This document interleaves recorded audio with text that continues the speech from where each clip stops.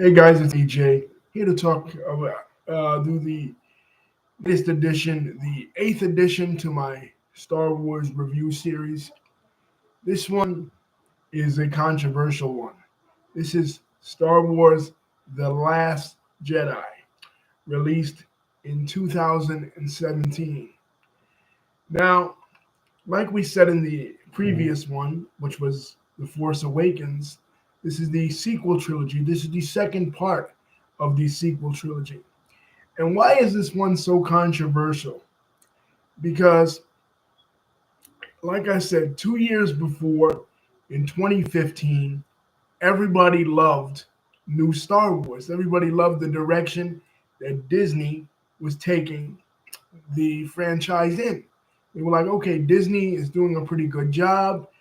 George Lucas kind of ruined the franchise with the prequels. He's doing a pretty good job. The old one felt The new one felt like the old one, a mashup of A New Hope, Empire Strikes Back, and Return of the Jedi. But it was J.J. Abrams. It was directed by J.J. Abrams. And J.J. Abrams, his style, since he was on the TV show Lost, was always a mystery box style. He left us guessing. He left us with a lot of questions. Where was Luke Skywalker was the number one question. It was solved at the end, the very last scene where Rey hands his lightsaber back to him on Octo, right? So, but what caused him to go into hiding? What was it? We heard somewhat of a story told to us by Han Solo that he went into hiding after there was one of his pupils, Jedi he was training, his own nephew Ben Solo turned against him and destroyed his budding Jedi Academy. But why? These are the questions we wanted answered in The Last Jedi. Other questions that we wanted answered: who was Rey? Where did she come from? Throughout the entire Force Awakens, she talks about her mystery parents, and we see flashes of her as a little girl in a spaceship flying away and leaving her on the desert planet of Jakku. But there was some people guessed that she was a Kenobi because Obi-Wan Kenobi's voice appears to her um, when she is in Canto Bight. Excuse me, pardon me. When she is in Takodana, Canto Bight is in this movie. Um, some guessed that maybe she was Luke's daughter. We know that Jedi are forbidden from attachment, but that was the old Jedi Order. Maybe the new Jedi Order allowed marriages and had attachments. After all, in the books, Luke was married. He had a wife, Mara Jade. So many people assumed, okay, maybe uh, Luke got married and had a kid, and this is Rey, and he left her on the planet to protect her, on a similar planet to where he grew up. Jakku was very similar to Tatooine. Maybe maybe that was the case. So we're gonna find out. And also another question: who was Snoke? Snoke was shown in the movie talking to both General Hux, his main general, and to his pupil Kylo Ren. But we knew he wasn't a Sith. We knew he wasn't any of the other previous bad guys that we had seen before, or at least we thought so. So there was a bunch of theories and a bunch of guessing for about 2 years before this one came out. And um, Disney had done well with The Force Awakens. They'd also done well with Rogue One, which this video is not about Rogue One, but I'll just get into it briefly. Rogue One was released in 2016, and it starred uh, Felicity Jones as Jyn Erso, the main protagonist, and basically it was about how the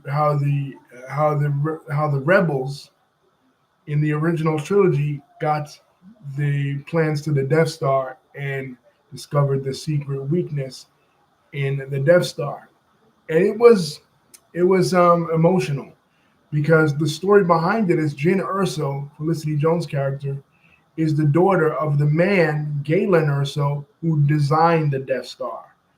and even though he was doing it under duress, um, by by the Empire, he didn't like the Empire, and there were some allusions that his wife may have been a Jedi or had been force sensitive at the very least, and he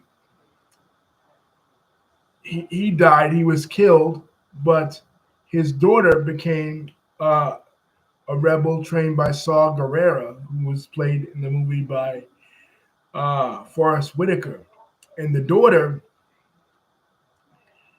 was determined to fulfill her father's mission of destroying the empire and destroying the plans uh, to build the Death Star, because her father had sent her a message via hologram that that's what he wanted her to do. But she had assassins on her back. She had Cassian Andor, played by Diego Luna, and his robot, played by Alan Tudyk. And these assassins were trying to kill her because they believed that she was somehow connected to the Empire. They were resistance fighters, and it it is a very touching story because it is the first Star Wars story that I believe that exists within real war framework, because the bad guys are ambiguous, because you could say that Galen Erso is kind of a bad guy. You could say that because he complied with the Empire to build the Death Star, but here he was really a spy, espionage, right? And basically, this is revolutionary too, Rogue One, because this is the only Star Wars movie where all the protagonists, die at the end. And the best scene of the movie, ironically, is the scene with Darth Vader, where Darth Vader finally at his final strength destroys all the rebels as he's stepping through the corridor. He is killing every single rebel. And when this scene came on in the movie, you know, everybody jumped to their feet. Everybody uh, loved it. So Rogue One was praised for its grittiness and its realness, and this was the first movie that was basically without its main title crawl and was called a Star Wars story.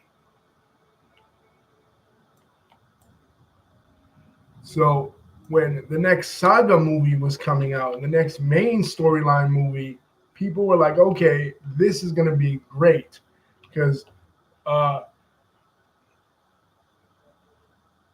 The Force Awakens was great.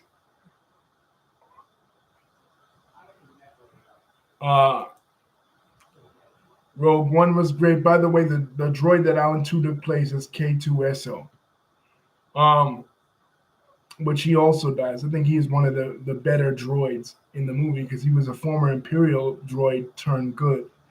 So people were like, okay, Rogue One was good. Um, Force Awakens was good. So Disney's on the right track, right? And everybody's guessing. Everybody was like, well, The Last Jedi has to be good. It's the next chapter in the Skywalker saga, right? The main Star Wars saga. Well, unfortunately, that wasn't the case. First of all, let's get into the plot. Okay, so it picks up right where The Force Awakens left off. Because keep in mind, Rogue One is not part of the main plot, but the Last Jedi is.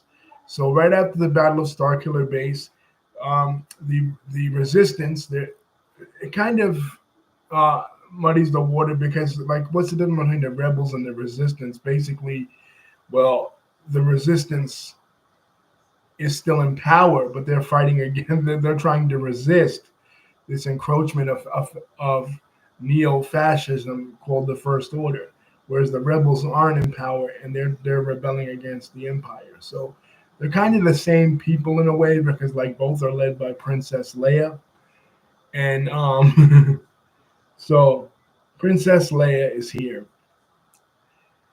and they're on their base.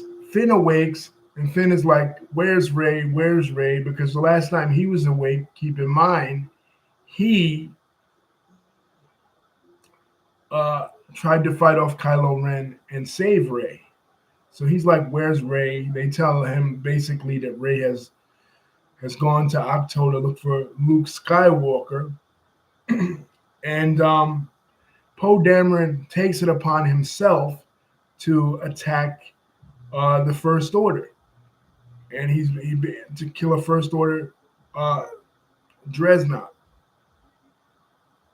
right? And this is where the first controversy comes into play: bombs in space. People are like, "Well, space has no gravity. How can he throw bombs?" But anyway, it's a movie. But the point I'm saying is that this resistance pilot gets undermined by General Leia because she says, "Wait a minute, you weren't supposed to do that. You're just some fly boy." And she actually disciplines him, and she relieves him of his post and puts in charge instead Vice Admiral Holdo, played by Laura Dern of Jurassic Park fame. Now, this woman, she had purple hair, and she became infamous among the Star Wars fan base because by now people were like, "Wait a minute, is this some kind of feminist story where like all the men are made to look incompetent and all the women are made to look superior?" I mean, here you had Rey, she's never held a lightsaber, and she defeated Kylo Ren, who is in the Skywalker family. How the hell is this possible? You know what I mean? So, and then here you have Poe Dameron, one of the best pilots of the Resistance, and he's undermined, and his job is taken away, and Laura Dern is put in charge. But anyway, then we meet Rose Tico. Now, played by Kelly Marie Tran. She is another controversial character because in the movie, her sister Paige dies. You know what I mean? In the initial battle, and she's working on the ship, and she encounters Finn. Finn is still trying to run away, and when she encounters him, he's already a legend in her mind, but she zaps him because he's trying to run away. Basically, her fantasy of him is kind of destroyed because he's not the person that she thought he was. Anyway, she's completely devoted to the cause of fighting the First Order, but he's not. So so they become friends, and eventually there there is a tracker put on them when they go into hyperspeed. So they have to try to decode this tracker. So their mission becomes to try to find this code breaker. They're told by Maz Kanata that this code breaker named DJ is out there, and they have to try to find him. And he's on an island. He's on a planet called Canto Bight, while Rey is on a separate mission, and she is with Luke Skywalker. Now, when we pick up with the story of Luke Skywalker and her, she hands Luke Skywalker the lightsaber. What does Luke Skywalker do? He tosses the weapon over his shoulder. And it's like, come on, you're Luke Skywalker. Why are you tossing, your weapon that formerly belonged to your father over into the ocean? Well, we find out that Luke is jaded. Luke believes that the Jedi were too arrogant, they were too conceited, and in their conceit, they uh, they missed the rise of the greatest threat of the galaxy, Darth Vader, and he felt like there was nothing he could do because he failed. He tried to rebuild the Jedi Order, and he was unable to. It was completely destroyed by yet another turncoat. So he believed, and jarringly to Rey, he believes that the line, I believe the Jedi must end. He will not train Rey in the ways of the Force. He will not do any of that. He's basically just a louch and a loser, sufficing on this animal that is leaking out blue milk, and he doesn't shave his face. He just basically has become nihilistic, and he has given up on life. He just wants to die. He's not going to, despite his sister's pleading, he's not going to join the resistance at all. Because he says, "What do you want me to do? Come out there with a laser sword and fight Kylo Ren and defeat the First Order? No, I'm not going to do that. I was once a believer, but I'm no longer a believer."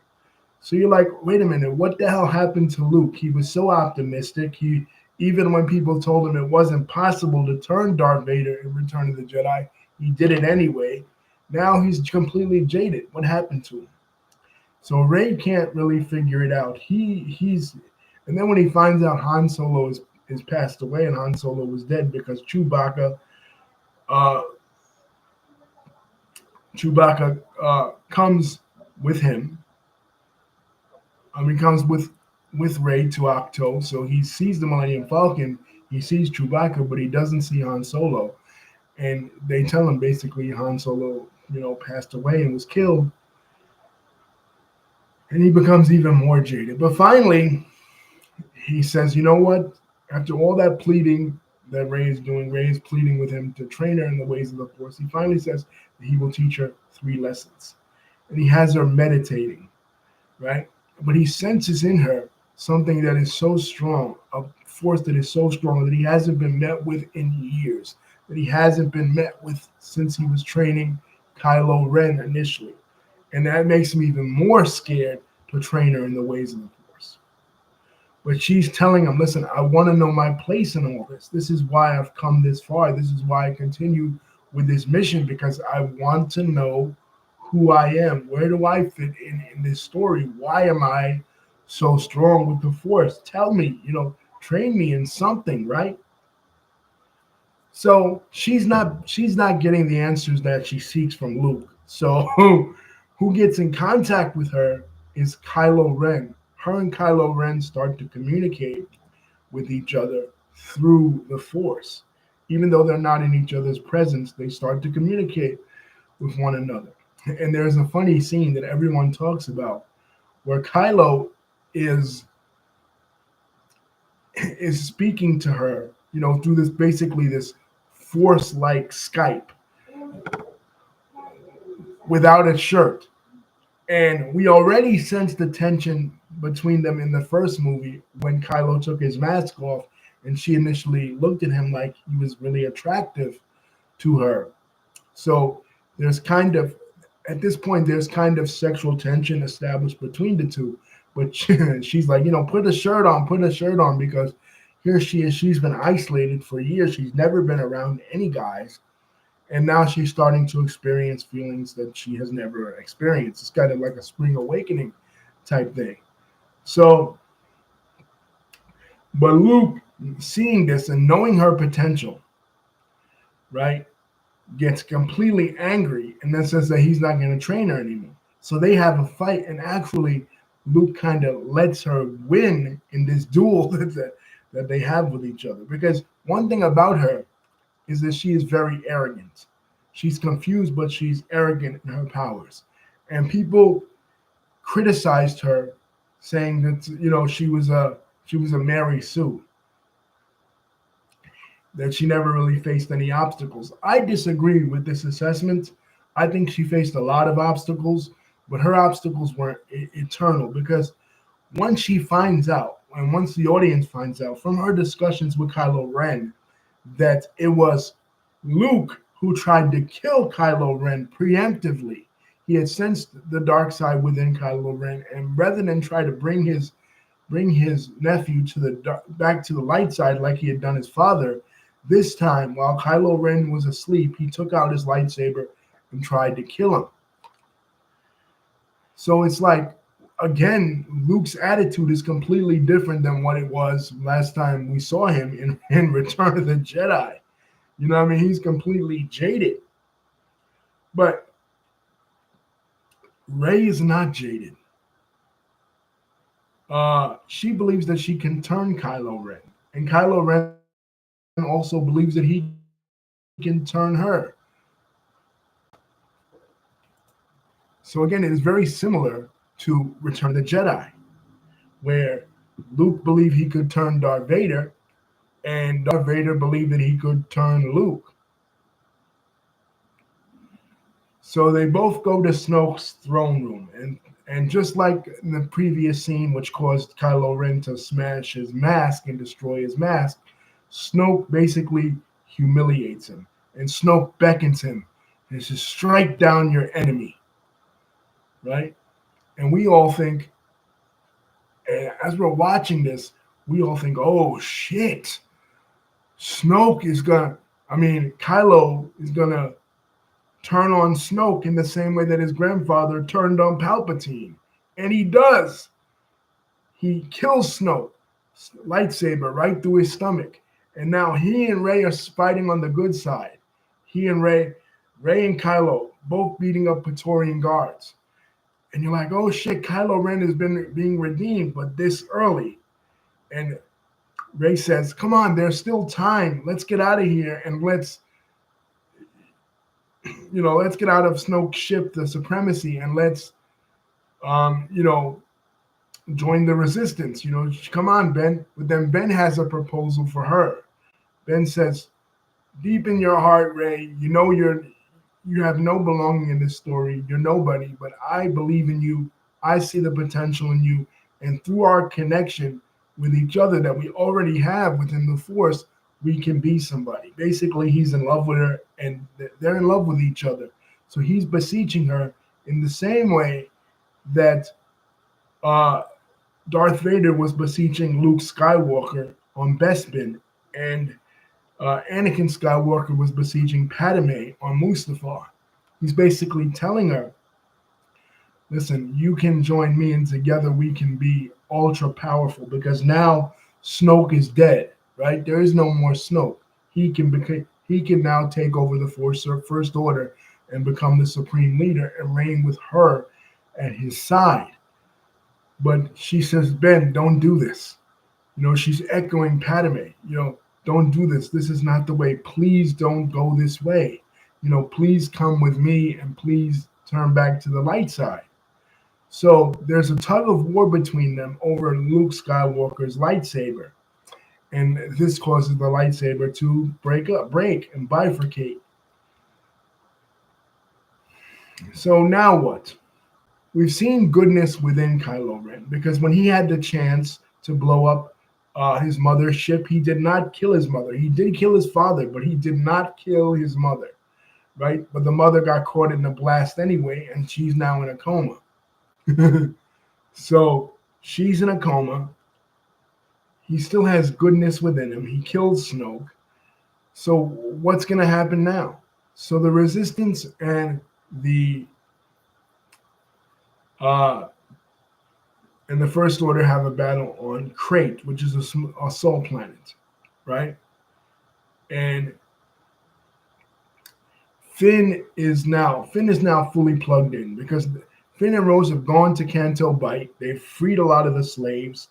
They've encountered the Codebreaker DJ, right? But the Codebreaker DJ, played by Benicio del Toro, he turns out to be a turncoat, and he turns them into he snitches on them, and they're captured by General Hux and the First Order. So, but seeing what he's seen on Canto Bight, this slave colony, this Las Vegas, this den of iniquity of these war profiteers, because DJ tries to explain to him, listen, it's not a good guy versus a bad guy thing, because both the First Order and the Republic are profiting off this war. They want the war to exist, right?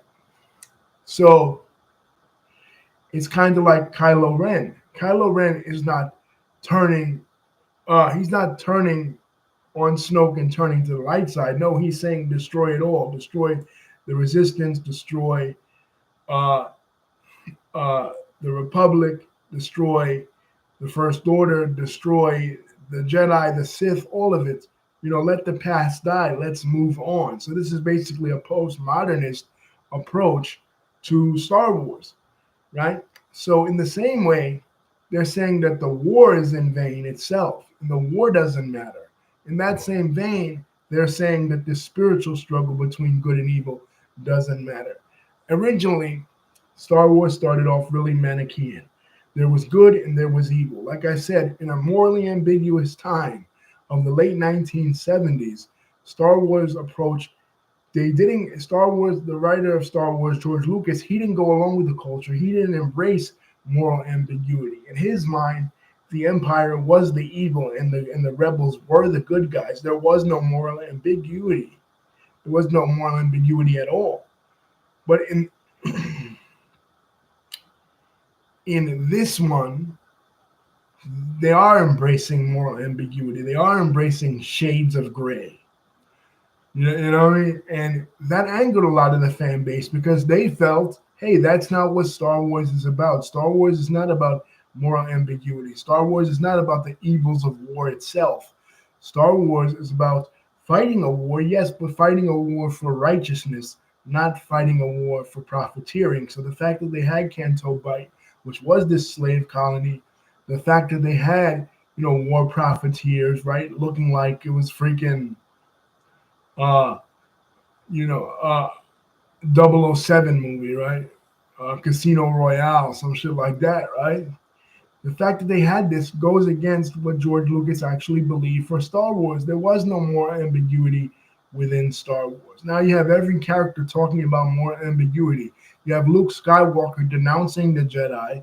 You have Kylo Ren denouncing the Sith, talking about there's moral shades of gray and taking a nihilistic and postmodernist approach. You have this character of DJ talking about, oh, both sides are bad, and people just didn't like that. You know what I mean? It subverted their expectations. And also another thing they didn't like, that Rey was revealed to be nobody. After 2 years of speculation, hey, shouldn't she have been at least somebody within the saga? The fact that she was nobody and that her family sold her for drinking money didn't make a lot of sense to people, right? And also with Snoke, they built up Snoke as the main villain, but now in the second part of the series, he's dead. What about the next part? You know what I mean? It seemed like really crazy to most people. You know what I mean? Like a postmodernist approach to Star Wars, a more morally ambiguous approach to Star Wars didn't seem like Star Wars to many people. But critics loved it. I guess critics loved it because of the nuance. Critics loved it because of its messaging about how war is bad and the only people that profit from war are the rich. Basically, it's socialist message because, again, this is 2017. This is a time when we have Donald Trump in office. And the resistance are the ones who led the resistance against Donald Trump after he got elected in 2016. You know what I mean? And they felt like the election of 2016 was a very unique one because it was one of the first elections in modern history where people didn't like either side. People didn't like Hillary Clinton all that much, and people didn't like Donald Trump all that much. It wasn't like it is now where the MAGA people are, MAGA's base has grown to a lot bigger than it was in 2017. There was still a feeling of moral ambiguity. There was still a feeling of basically hopelessness and nihilism within the world. And I think this edition of Star Wars, the episode 8, embraces that kind of mood. Now, what happens at the end with Luke? Another thing that angered a lot of people. At the end, Luke comes to Canto Bight and he faces off against his nephew, but he doesn't actually appear there. He has his last conversation with Leia, and Leia says, I tried, but I failed. I failed to turn him. A really sweet connection between the two, but Luke is not actually appearing there. Luke is actually still on Octo, and he astral projected to appear on Crate, and and which is a soul planet, and uh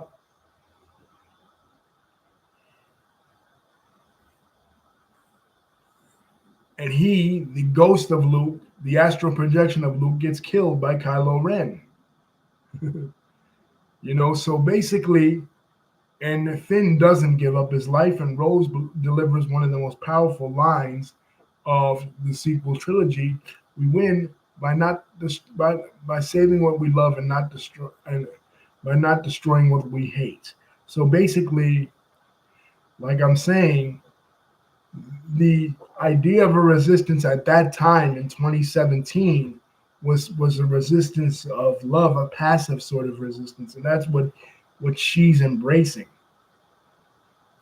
And then we go back to Canto Bight, where the slave boy is hearing the story of Luke, and he uses the Force to attract a broom, and that's the end of it. So we go into Episode 9 with Rey as um,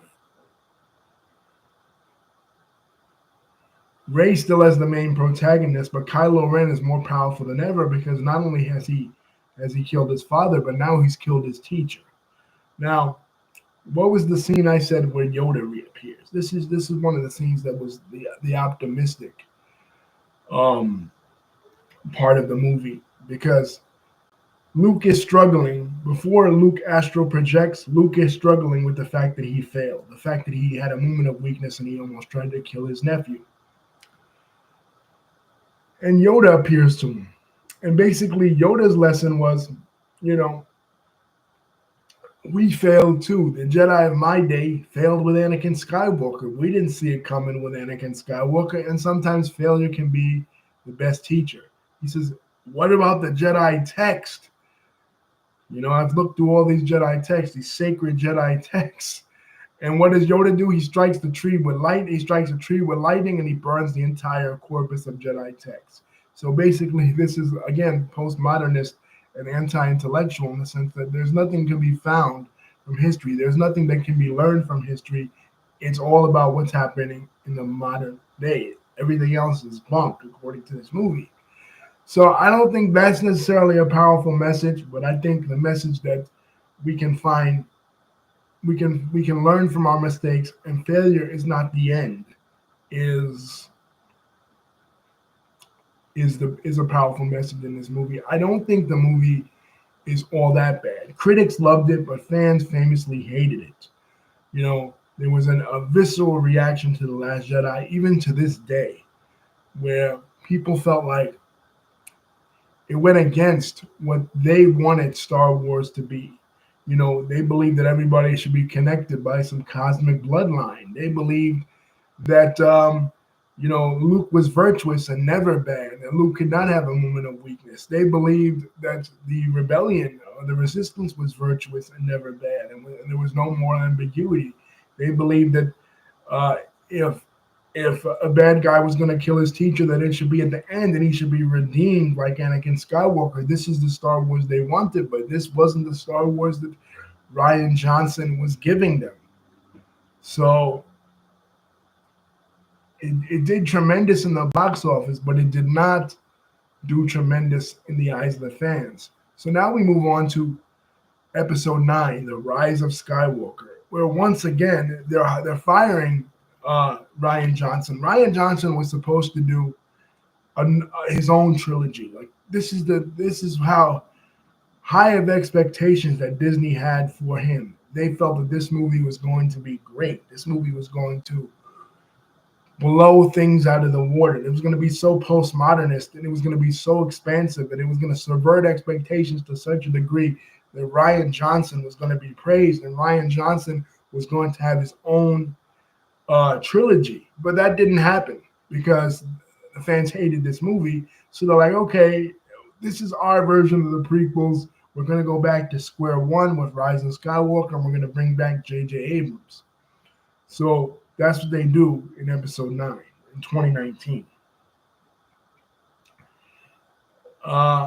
But me, as far as this one, I feel like this one had tremendous potential. It does have its moments, where it is good.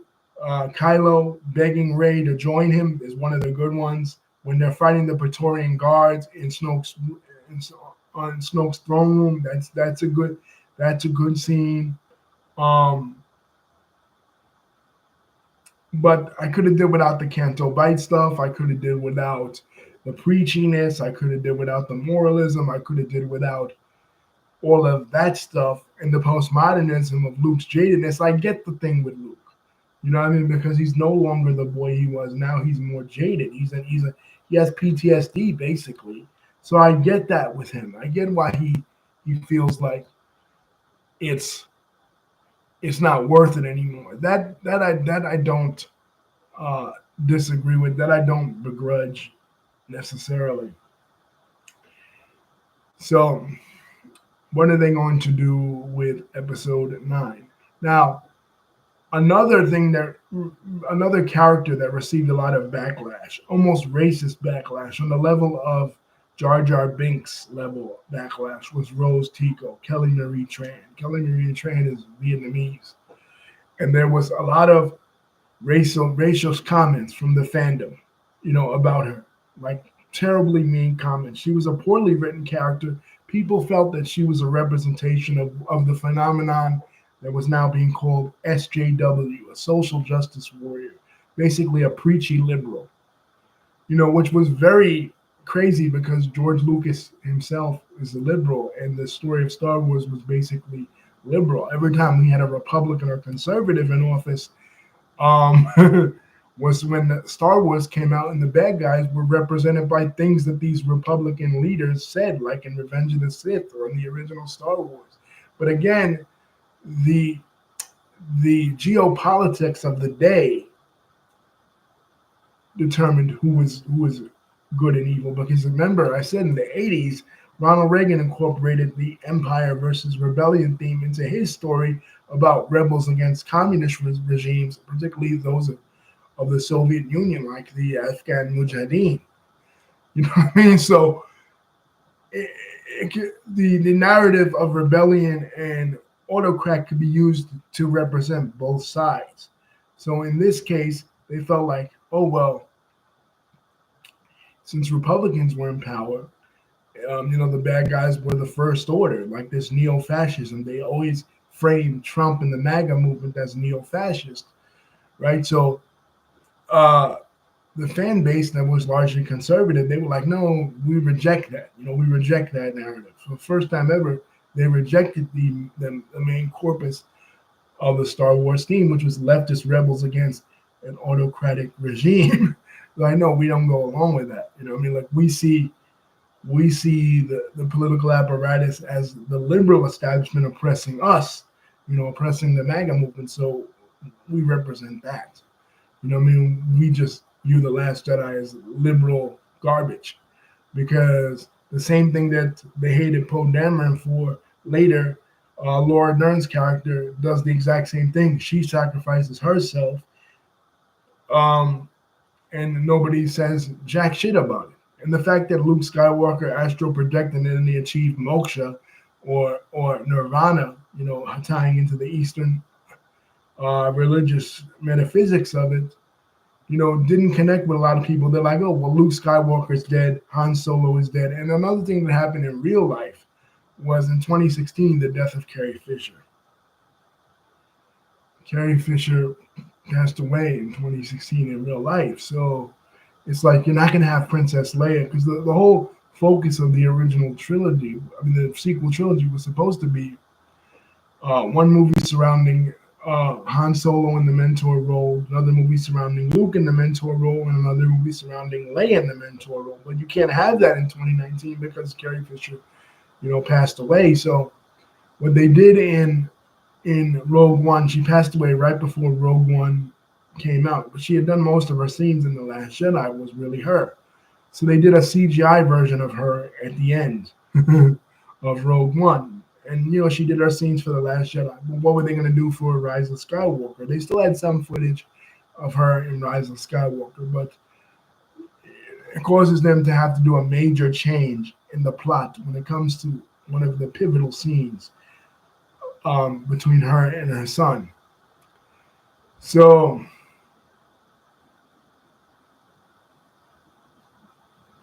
That's where we are in Rise, coming to Rise of Skywalker. The fan base is rebelling against the franchise, and the fan base is rebelling against Disney, which ties into my previous video of why Disney movies are failing. Because it started with just Star Wars, and then it expanded out to all of Disney properties that fans are hating against because they feel like Disney has a particular political agenda that they're pushing, and they don't like that particular political agenda. So we'll see how Disney tries to salvage the thing and put a nice bow at the end of it with Rise of Skywalker by bringing J.J. Abrams back. To me, the problem was the sequel trilogy and the prequel trilogy faced equal and opposite problems.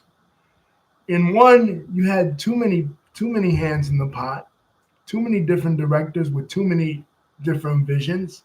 Ryan Johnson's movie basically gets rebuked in the next one. Every single tenant that he established in The Last Jedi gets rebuked in episode 9, The Rise of Skywalker. So it's almost like these movies aren't even part of the same trilogy. Like,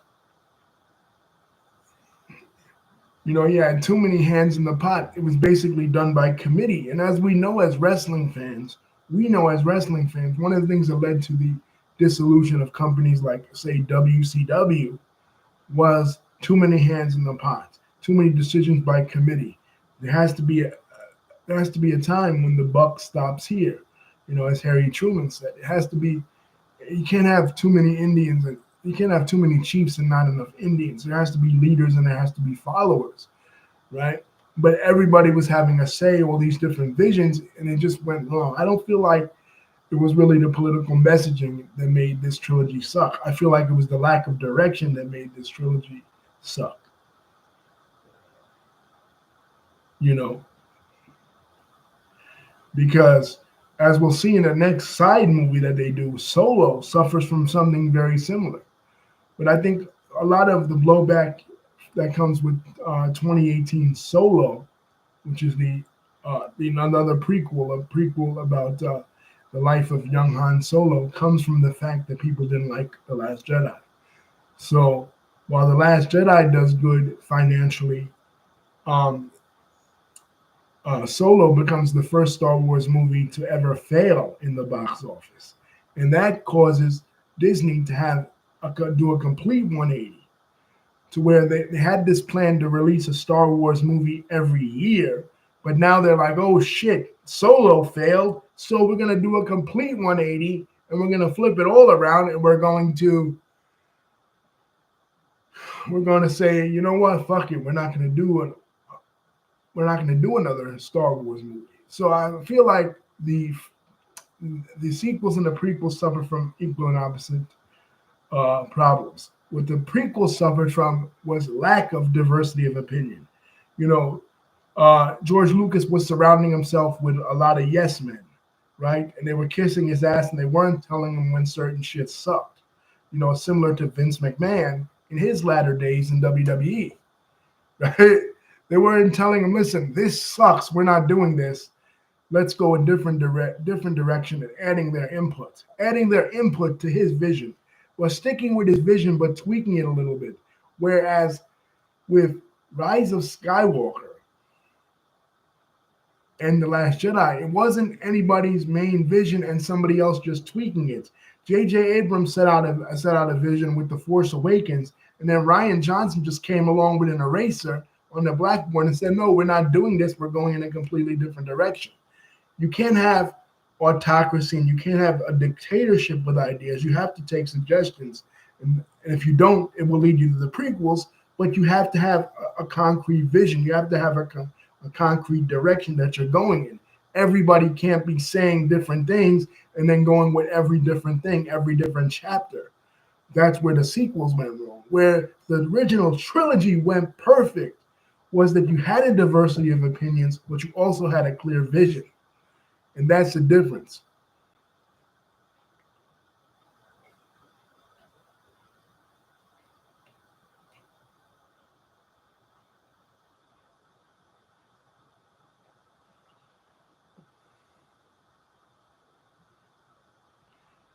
But I'll elaborate more in that when I do the Rise of Skywalker video because I feel like they should have just left it with J.J. Abrams. Why involve Ryan Johnson? Why make it this thing where every director has to have a different vision and that too many hands in the pot and the lack of direction? You know, ironically, what Palpatine said in Return of the Jedi proved true in real life.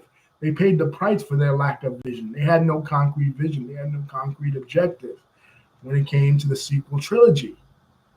They seemed as if they did, but they really didn't. Okay, because once you've done a rehash of A New Hope and all the original trilogy, three movies back to get back together, and you've done this complete fan service, what do you do now? You know what I'm saying? What do you do from there? You know, and it really was like a crack in Disney's armor because Disney had been so good with the Marvel trilogy. Disney had resurrected when they bought Marvel. They had resurrected the superhero genre because the superhero genre, after Batman failed and after Superman came out with a movie and it failed, people were like, oh, the superhero genre is dead, right? After like 1996, 97, you know, it's kind of dead. But then Christopher Nolan came out with the Batman series, and that did pretty good. But that didn't have the typical optimism of a superhero movie. But then Disney bought Marvel, and Disney resurrected the superhero genre on screen and created the Marvel MCU, one of the biggest juggernauts in modern movie history, especially with uh, the first Iron Man movie in 2008, but especially with the first Avengers movie in 2012. I remember going to see it, and I'm like, this is event cinema. This is changing the landscape of cinema. You know what I mean? But that was Kevin Feige. That was a different department. They weren't able to replicate that with Star Wars and Kathleen Kennedy, unfortunately.